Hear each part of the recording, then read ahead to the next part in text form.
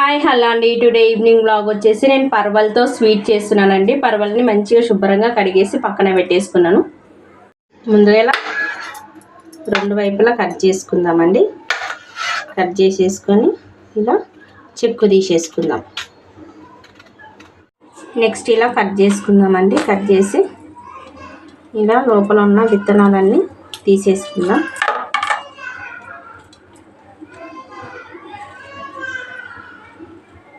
లోపల మొత్తం క్లీన్ చేసి పెట్టుకున్నానండి. ఇప్పుడు అన్ని ఇలాగే చేసి పక్కన పెట్టేసుకుందాం. అన్ని ఇలా క్లీన్ చేసి పెట్టేసుకున్నానండి. నెక్స్ట్ స్టవ్ పైన ఒక బాండి పెట్టేసుకున్నాను. గ్లాస్ వాటర్ వేద్దామండి. 1 టీ స్పూన్ బేకింగ్ సోడా అండి. ఒకసారి కలిపేసుకుందాం. నెక్స్ట్ ఇప్పుడు ఇందులోకి ఒక్కొక్కటి వేసేద్దామండి. మంచిగా వాటర్లో బాయిల్ చేసేద్దాం. గ్రీన్ కలర్ ఫుడ్ కలర్ వేస్తున్నానండి. ఇప్పుడు ఇలా మంచిగా కలిపేసి ఉడికించుకుందాం. ఫైనల్గా అయితే పర్వల్ కుక్ అయిపోయిందండి. ఇంకా నేను స్టవ్ ఆపేస్తున్నాను. ఇప్పుడు ఒక్కొక్కటి ఇలా తీసుకుంటూ ఫ్రిడ్జ్లో నుంచి చల్ల వాటర్ తీసానండి. చల్ల వాటర్లో వేసేయాలి. ఇలా ఒక్కొక్కటి వేసేయాలి. అన్ని పెట్టేసుకొని 1 గ్లాస్ వాటర్ వేసుకుంటున్నానండి. యాలకులండి, 1 కప్ షుగర్ అండి, ఫుడ్ కలర్ అండి.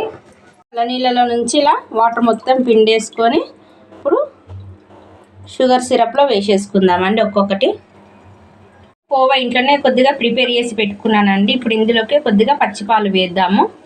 నెక్స్ట్ స్టవ్ పైన పెట్టేసి మంచి ఒకసారి కలిపేద్దామండి. కోవాని పచ్చిపాలని 1 టీ స్పూన్ మిల్క్ పౌడర్ అండి. మంచిగా కలిపేద్దామండి. ఇప్పుడు కోవా అయితే రెడీ అయిపోయిందండి. నేను ఒక ప్లేట్లోకి తీసుకొని చల్లార పెట్టేసుకుందాం. ఇప్పుడు నెక్స్ట్ ఇందులోకి ఇలా స్టఫ్డ్ పెట్టేసుకుందామండి.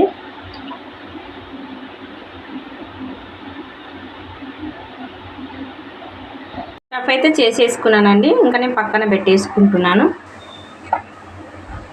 ఇప్పుడు గార్నిష్ చేసుకుందామండి బాదం పప్పుతో.